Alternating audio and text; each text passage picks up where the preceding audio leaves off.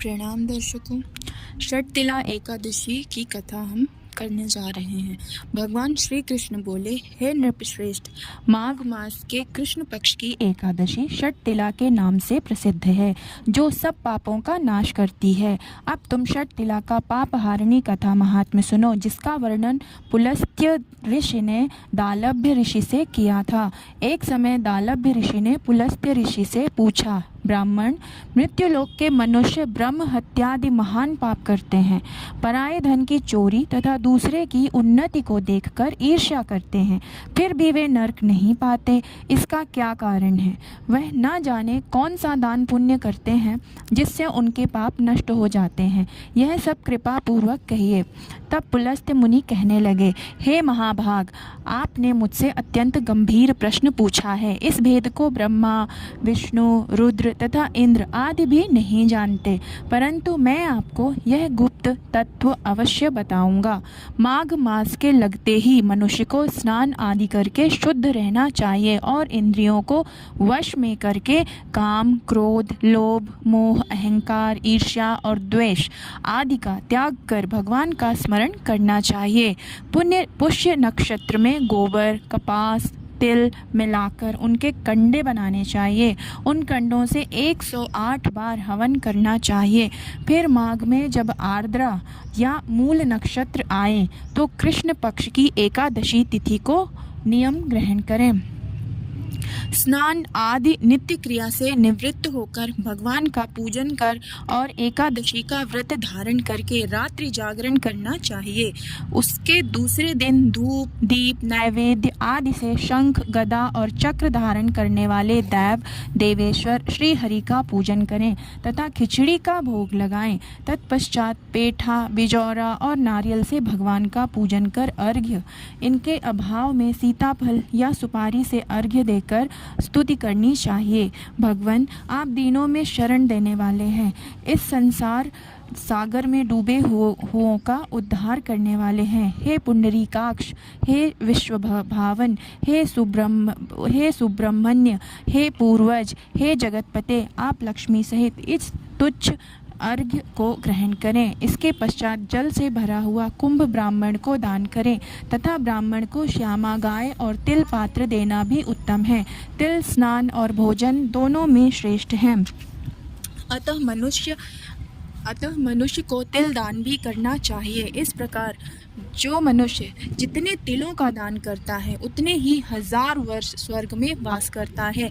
तिल के 6 प्रयोग और तिल का दान इस प्रकार है।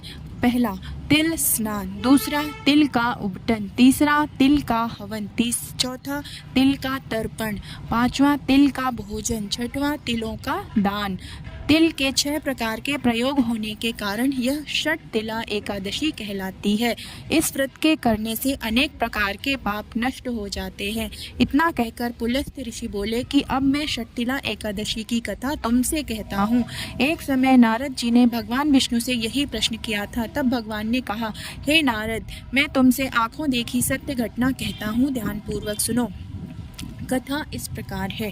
प्राचीन काल में मृत्युलोक में एक ब्राह्मणी रहती थी। वह सदैव व्रत करती रहती थी। इससे उसका शरीर अत्यंत दुर्बल हो गया, परंतु उसने कभी देवताओं या ब्राह्मणों के लिए अन्न या धन का दान नहीं किया था। इससे मैंने सोचा कि ब्राह्मणी ने व्रत आदि से अपना शरीर शुद्ध कर लिया है, अब इसको विष्णुलोक तो मिल ही जाएगा, परंतु इसने कभी अन्नदान नहीं किया है, इसलिए इसकी तृप्ति होनी कठिन है। ऐसा सोचकर मैं भिक्षुक बनकर मृत्युलोक में ब्राह्मणी के पास गया और उससे भिक्षा मांगी। वह ब्राह्मणी बोली, महाराज, आप यहाँ किस लिए आए हैं? मैंने कहा, मुझे भिक्षा चाहिए। इस पर उसने एक मिट्टी का ढेला मेरे भिक्षा पात्र में डाल दिया। मैं उसे लेकर लौट आया।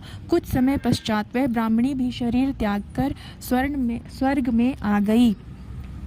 उस ब्राह्मणी को मिट्टी का दान करने से स्वर्ग में सुंदर महल मिला, परंतु उसने अपने को अन्नादि सब सामग्रियों से शून्य पाया। वह मेरे पास आई और कहने लगी, भगवान, मैंने अनेकों व्रत आदि से आपकी पूजा की, परंतु फिर भी मेरा घर अन्नादि सब वस्तुओं से शून्य है। इसका क्या कारण है? मैंने कहा, पहले तुम अपने घर जाओ, वहाँ देव स्त्रियाँ तुम्हें देखने के लिए आएंगी।